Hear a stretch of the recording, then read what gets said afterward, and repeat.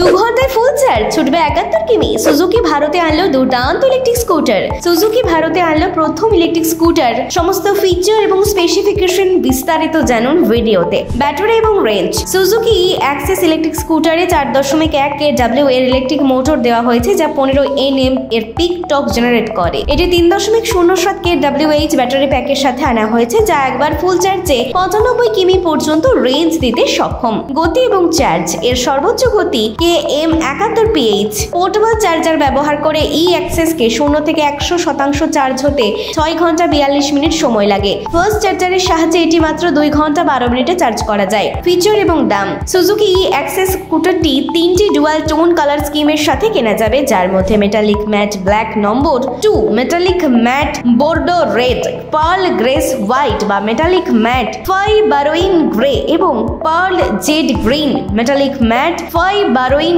Grey রঙের বিকল্প রয়েছে। এর ডিজাইন স্মার্ট, যা যুবকদের পছন্দ হবে। স্কুটারের সিট আরামদায়ক।